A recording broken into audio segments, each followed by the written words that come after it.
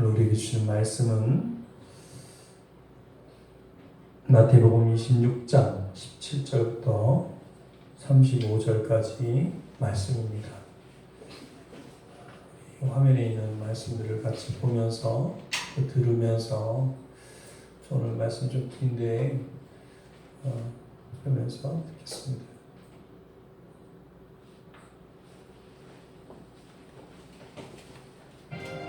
무교절의 첫날에 제자들이 예수께 나와서 이르되 유월절 음식 작수실 것을 우리가 어디서 준비하기를 원하시나이까?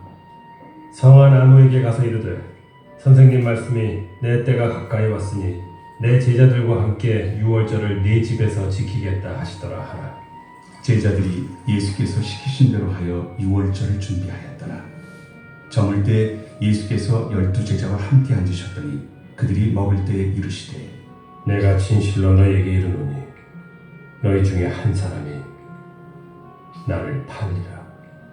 그들이 몹시 근심하여 각각 여짜오되 주여, 나는 아니지요.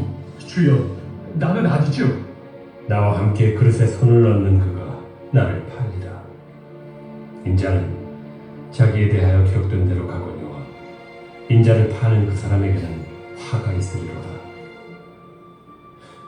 그 사람은 차라리 태어나지 아니하였더라면 제게 좋을 뻔하였느니라.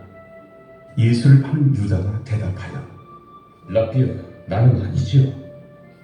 그러니까 말하였도다.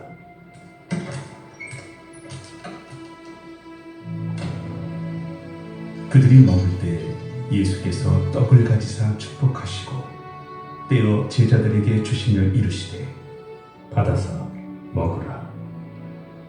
이것은 내 몸이니라. 또 잔을 가지사 감사기도 하시고 그들에게 주시며 너희가 다 이것을 마시라. 이것은 죄 사함을 얻게 하려고 많은 사람을 위하여 흘리는 바 나의 피 곧 언약의 피니라. 그러나 너희에게 이르노니 내가 포도나무에서 난 것을 이제부터 내 아버지의 나라에서 새 것으로 너희와 함께 마시는 날까지 마시지 아니하리라. 이에 그들이 찬미하고 강당산으로 나아가니라. 그때 예수께서 제자들에게 이르시되 오늘 밤에 너희가 다 나를 버리리라. 기록된 바 내가 목자를 치리니 양의 떼가 흩어지리라 하였느니라. 그러나 내가 살아난 후에 너희보다 먼저 갈릴리로 가리라. 베드로가 대답하여 이르되 모두 주를 버릴지라도 나는 결코 버리지 않겠나이다. 내가 진실로 내게 이르노니 오늘 밤 다굴기 전에 내가 3번 나를 부인하리라. 내가 주와 함께 죽을지언정 주를 부인하지 않겠나이다. 모든 제자도 그와 같이 말하니라.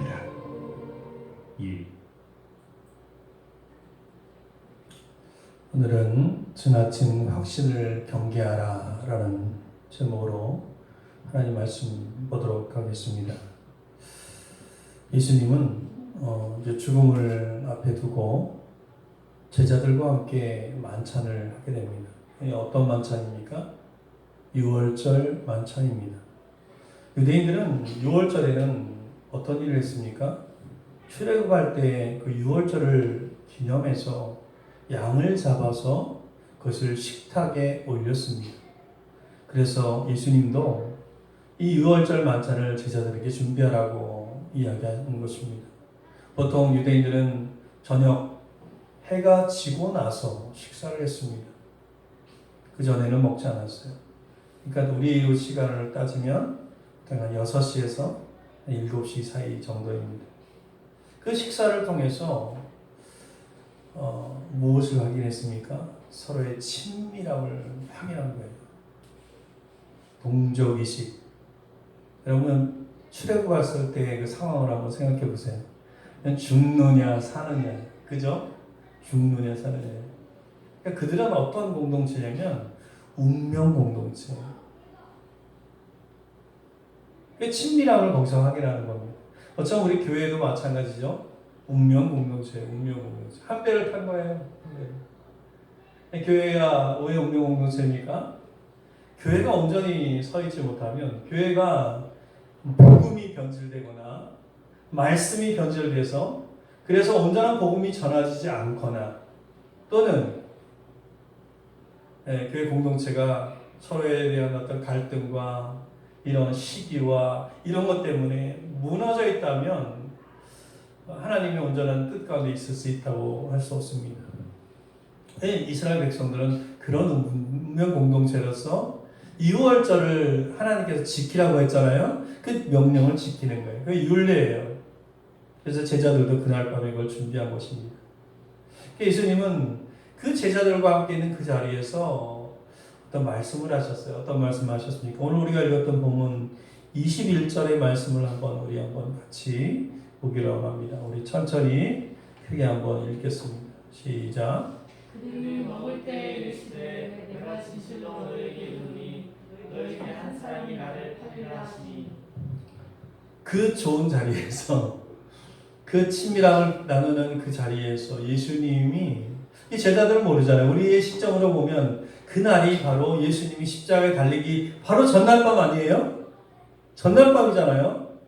근데 그 제자들은 모르잖아요. 지금 예수님이 언제 죽을지도 모르고 예수님이 죽는다는 생각도 안 했죠. 예수님이 그렇게 여러 번 내가 죽을 거다, 너희를 위해 죽을 거다, 십자가에 달릴 거다 말씀하셨지만 제자들은 관심이 없었어요. 제자들의 오로지 관심은 뭐예요? 자기들의 출세, 자신들의 야망, 이것이 이루어지는 거예요. 우리 신앙생활하는 우리 믿음의 자녀들의 관심이 이 제자들과 때로는 비슷해 보일 때가 있다는 거예요. 교회는 나오고 신앙생활하는데 여전히 관심이 뭐예요? 내가 잘 되는 거예요. 내가 세상에서 좀 성공하는 거고 출세하는 거고 잘 먹고 잘 사는 길을 따라가는 거죠. 근데 그 자리에서 예수님께서 뭐라고 하신 거예요? 너희 중에 한 사람이 나를 팔리라. 여러분 이 이야기를 하셨을 때 얼마나 큰 충격이에요. 다른 사람도 아니에요. 예수님을 따라갔던 12 제자도 아니고 다른 제자들 다른 사람도 아니고 그 12 제자 중에서 너희 중에서 한 사람이 나를 팔리라. 3년 동안 예수님을 따라다녔는데 그 제자들을 향해서 너희 중에 한 사람이 나를 팔리라. 이 말씀을 하니까 제자들이 서로 얼굴을 쳐다보면서 성경에 보면 아주 근심하면서 말했대요. 22절이에요. 제가 올려드리진 않지만 22절에 뭐라고 얘기했어요? 그들이 몹시 근심하여 각각 여짜오되 주여 나는 아니지요. 주님께 그렇게 질문하면서 각각 그들은 근심스러운 얼굴로 물었다라는 거예요. 예수님께 묻는 거예요. 주여 저는 아니지요? 주여 저는 아니지요? 이렇게 물었어요. 그때 주님이 23절, 24절에서 말씀하시죠. 자, 우리 23절, 24절 한번 읽어보겠습니다. 천천히 읽겠습니다. 시작. 대답하여 이르시되 나와 함께 그릇에 손을 얹는 그가 나를 팔리라. 인자는 자기에 대하여 기록되기로 하거니와 인자를 파는 그 사람에게는 화가 있으리라. 그 사람은 차라리 태어나지 아니하였더라면 제게 죽을 뻔하니라. 예수님께서 말씀하시면서 나와 함께 그릇에 손을 넣는 그가 나를 팔리라. 이 6월절에는 보통 양을 올린다 그랬잖아요. 근데 그 양을 그냥 먹는 게 아니고 유대인들은 견과류라든가 또 이런 몇 가지의 곡물과 이런 것들을 섞어서 양념을 만들어요. 그래서 그걸 찍어 먹습니다. 이렇게 찍어 먹어요. 그래서 그릇에 손을 넣는다는 것은 그것을 찍으러 이제 빵을 뜯어가지고 또 고기를 가지고 찍어서 먹는 거예요. 근데 그 찍을 때 그 손을 넣는 그가 나를 팔리라 이렇게 말씀하시면서 인자를 파는 그 사람에게는 화가 있으리로다 이렇게 얘기하시는 거예요. 그 말씀하니까 누가 뜨끔했겠어요? 유다가 뜨끔했겠죠. 그렇죠? 그 말씀하니까 유다가 뜨끔했겠죠. 그래서 어떤 마음이 들었는지 예수님한테 뭔 말을 하죠? 25절에 보니까 뭐라고 이야기해요? 한번 읽어보겠습니다. 시작.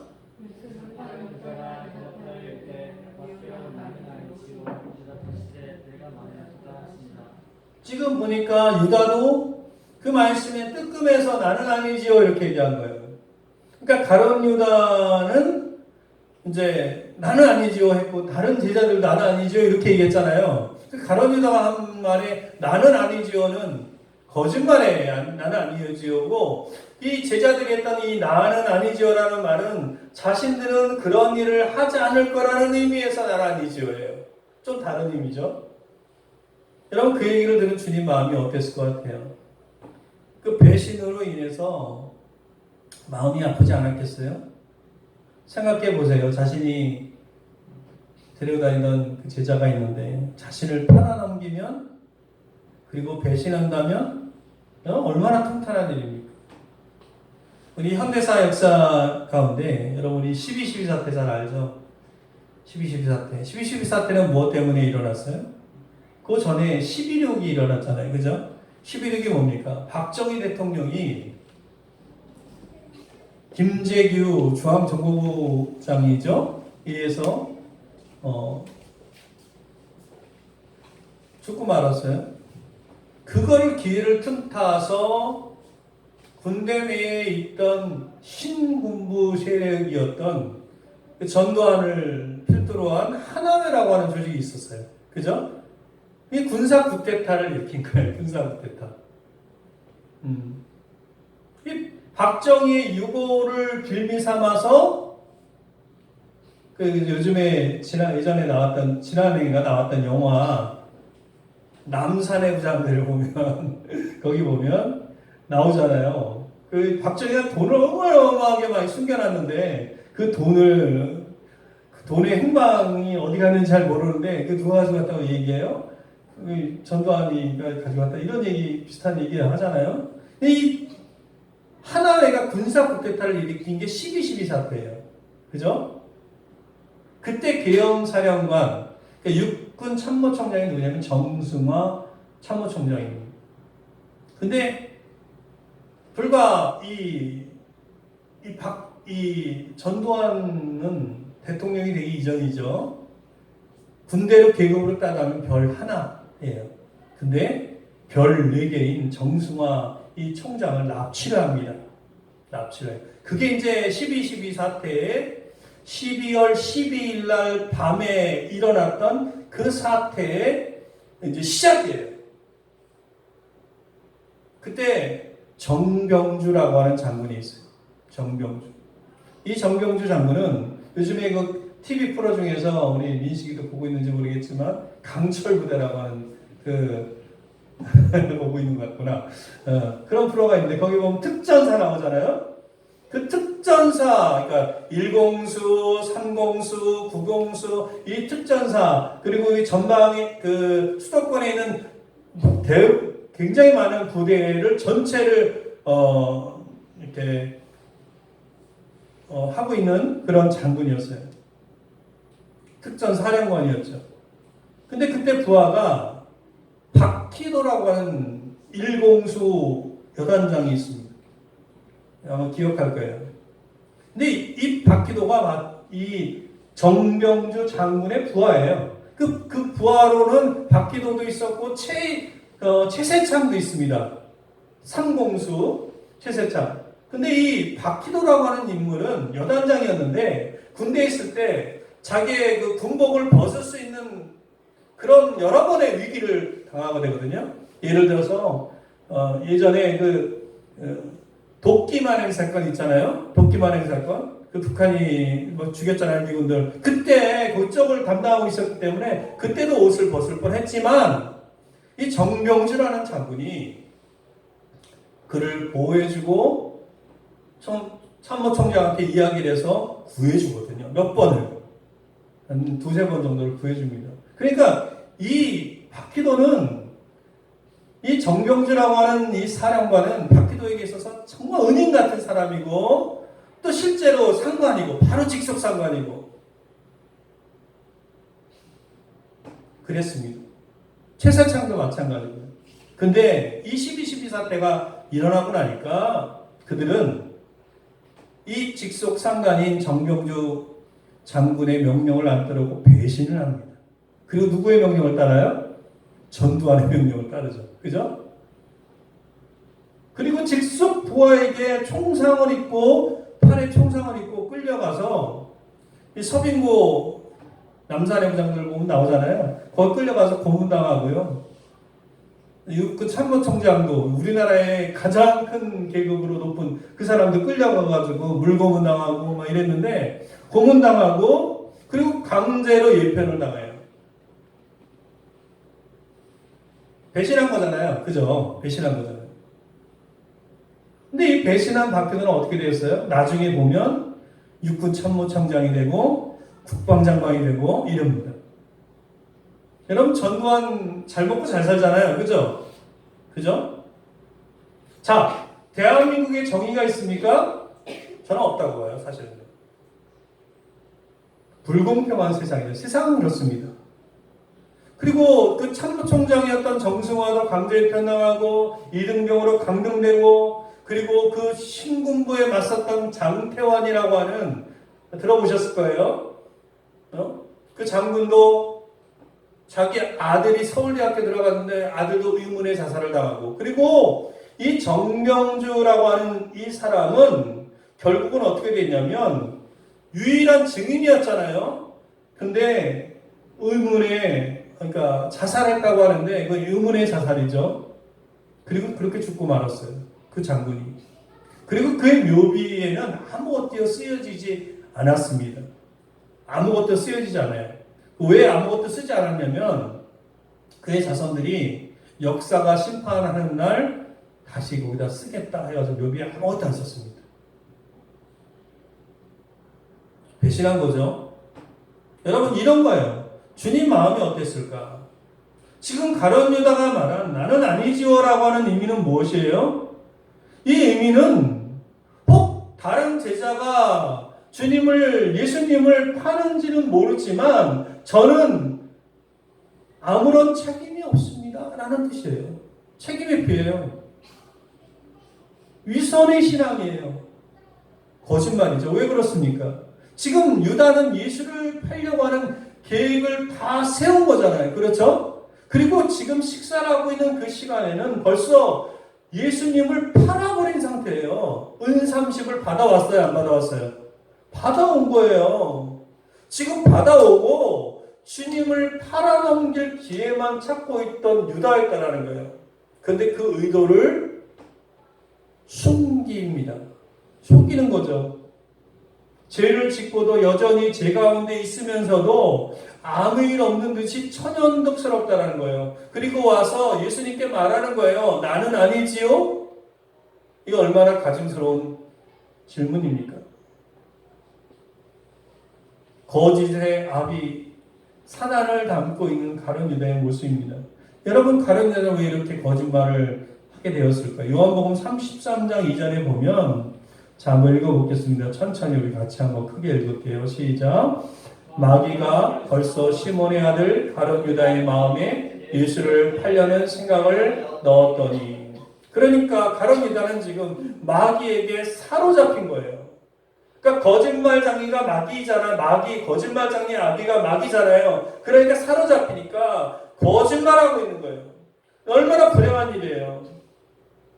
사랑하는 성도 여러분.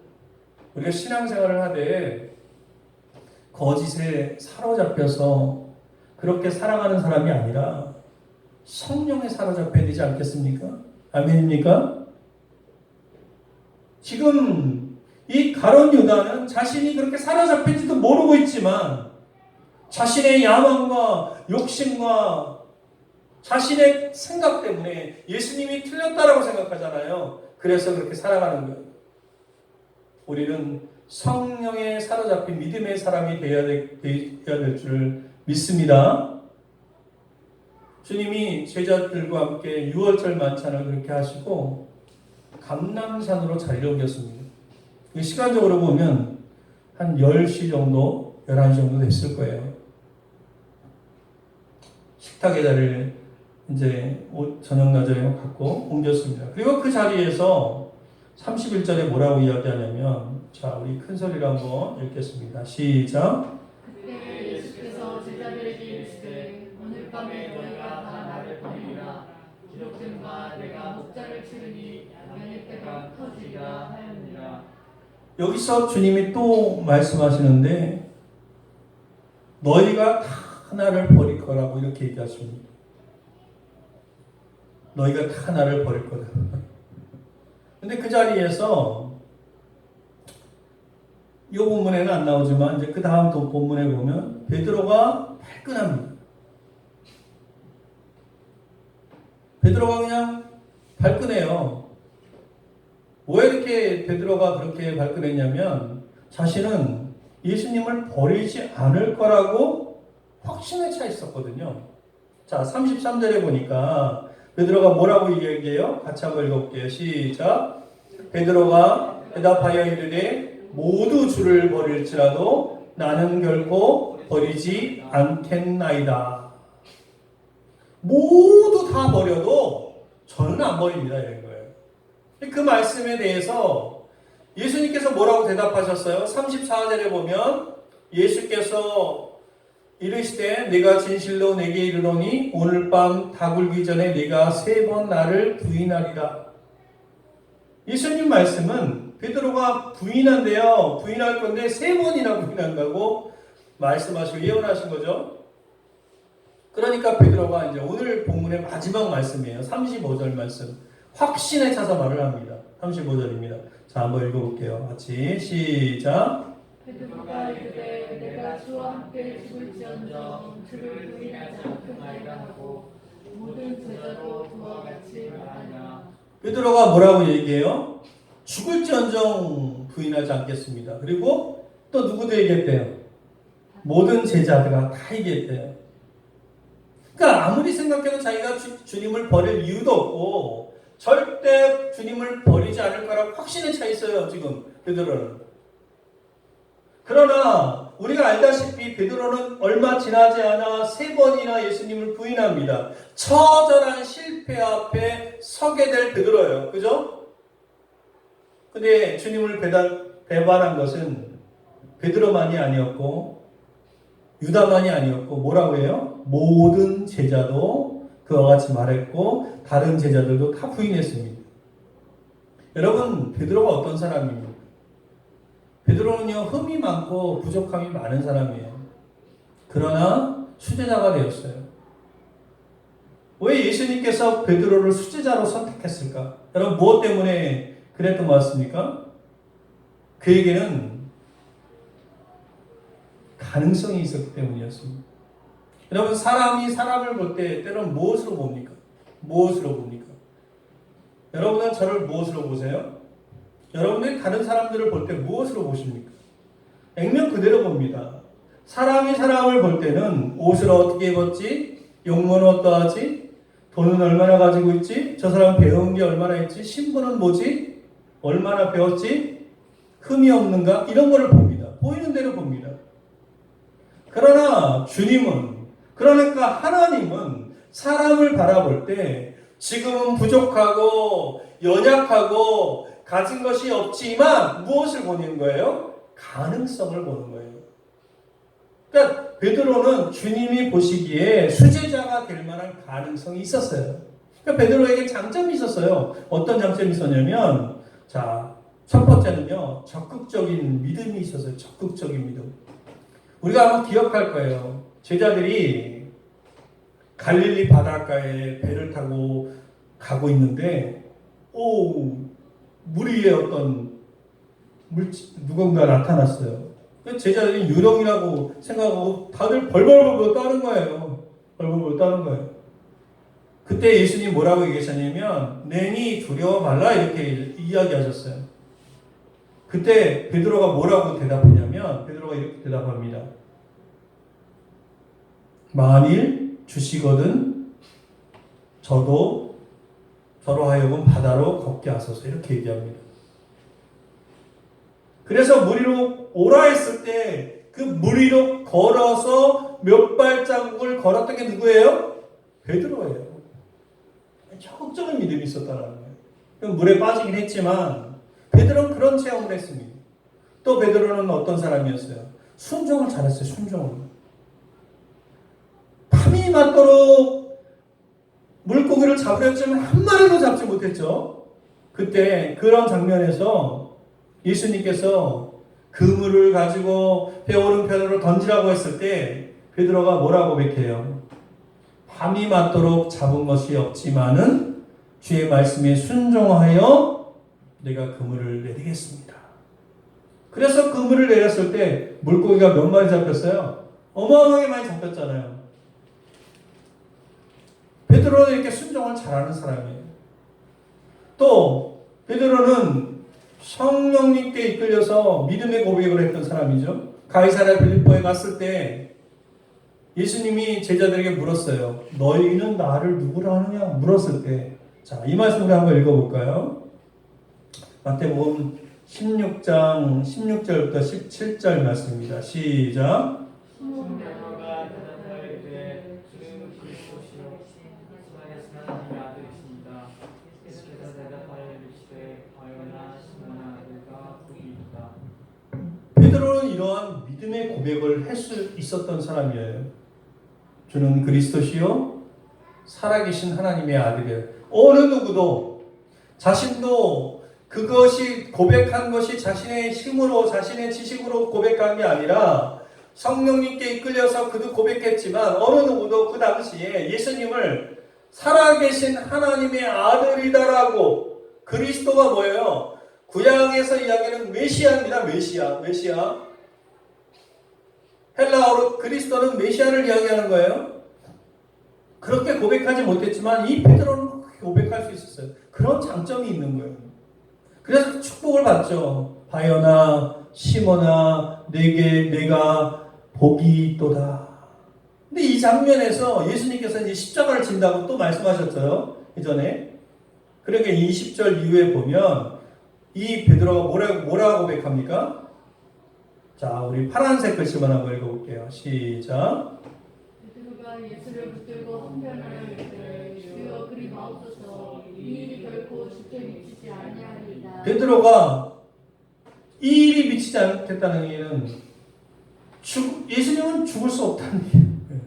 그러니까 베드로가 그가 예수님이 죽음으로 말미암아 자신들의 죄를 짓기 위해서 예수님이 죽을 수밖에 없었다고 하는 하나님의 큰 뜻을 이해했었더라면 베드로는 이렇게 말하지 않았을 거예요. 그렇죠? 근데 그는 이렇게 말했어요. 자기의 뜻을 내세운 거잖아요. 예수님은 이 얘기는 뭐예요? 예수님 그럴 수 없습니다. 예수님은 살으셔서 메시아 왕국을 이루고 우리는 거기에 들어가서 장관 하나씩 해야 되지 않겠습니까? 이 얘기입니다. 그죠? 그때 책망을 들었어요. 뭐라고 이야기합니까? 사탄아, 내 뒤로 물러가라.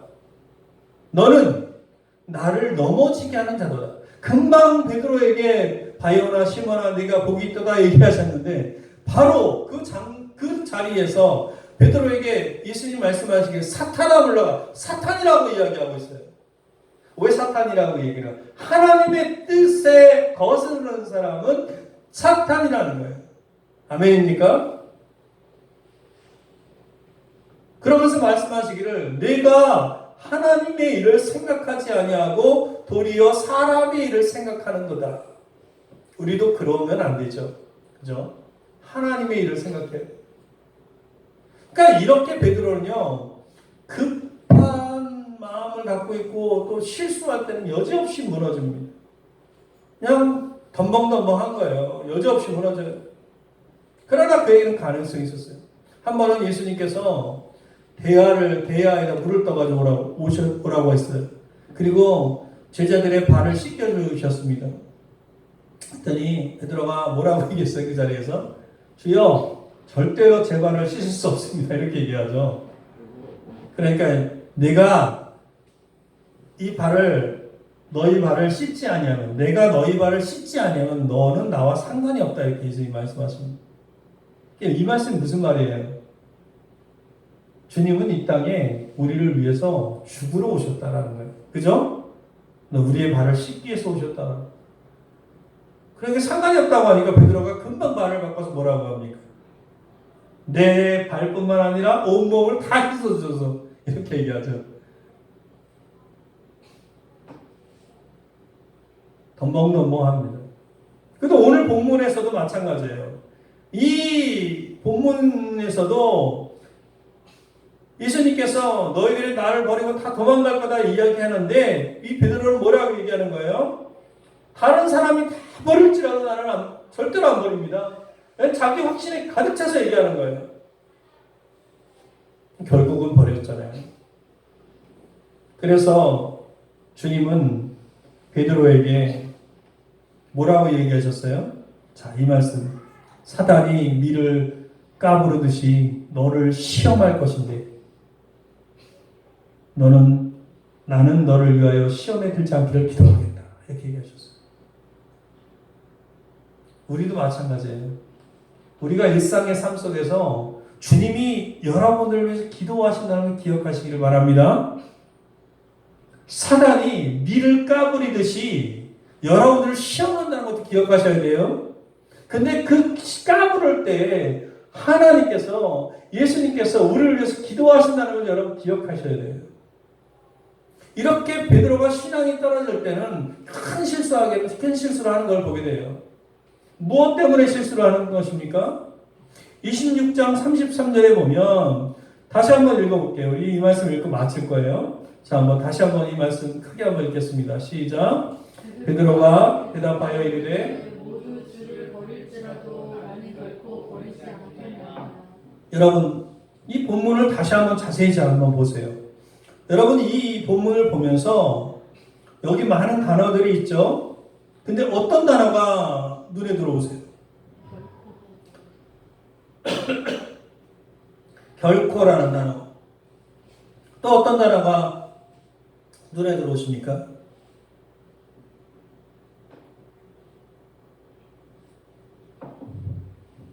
자, 결코 앞에 뭐가 있어요? 나는 결코 버리지 않겠나요? 자, 이 말이 무슨 얘기냐면 우리가 신앙생활을 하되 자신을 너무 과신해서는 안 된다는 거예요. 자기 확신이 너무 지나치면 안 되는 거예요.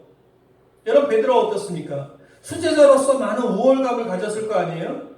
다른 사람보다 내가 낫다. 내가 해야 한다. 내가 최고다. 내가 없으면 안 돼. 나 이게 있죠. 지나친 자기 확신은 위험한 거예요. 오늘 말씀의 제목이 뭐예요? 지나친 확신을 경계하라. 이 배신을 하기 전에 베드로는요, 자신이 의로운 줄 알아요. 그죠? 그래서 자신이 그런 위기 상황이 되면 주님을 지켜줄 수 있을 거라고 생각했어요. 그래서 실제 이제 이 장면에, 다음 장면에 나오지만 예수님을 잡아가려고 대제사장과 종들과 함께 또 로마 병정들이 오잖아요. 그때 그 베드로가 칼을 뽑아가지고 의 귀가 잘려요. 대제사장 종의 이름이 말고라고 하는 종이 있었는데 그 말고의 귀가 잘려버려요. 그렇게 지키려고는 해요. 그죠? 그래서 목숨을 버리는 한이 있어도 끝까지 주님을 따라가려고 하는 의리가 충만한 사람인 줄로 자신을 착각한다는 거예요. 그런데 그렇게 하긴 했지만 금세 그는 두려워서 예수님을 배신하고 맙니다. 그것도 요정들이 이제 그 뜰 안에서 당신이 예수님을 따라다니는 사람이 아닙니까? 라고 물어보니까 나는 절대, never, 절대 아니에요. 이렇게 얘기하잖아요. 그죠? 몇 번씩이나, 3번씩이나. 이건 실수가 아니죠. 실수라고 말할 수 없는 아주 처절하고 철저한 배신입니다. 자기 확신이 가득 찼던 베드로도 이렇게 배신한다는 거예요. 여러분 우리가 성경을 자세히 보면 주님이 죽으실 때 베드로만 배신한 게 아니라 제자들 모두가 주님을 배신하고 도망갔어요. 그죠? 안타깝게도 그렇게 했습니다. 유다 한 사람만으로 마음이 불편한데 한 명뿐만이 아니라 12명 모두가 버리고 도망갔습니다. 여러분 3년 동안 제자들을 키웠어요. 그죠? 근데 그 사역의 결과가 뭐예요? 열매가 뭐예요? 배신이야. 주님 마음이 어땠을까요? 3년간 제자를 키우신 주님의 사역의 열매가 뭡니까? 제자들의 배신입니다. 아무리 생각해도 너무 슬프죠. 그죠?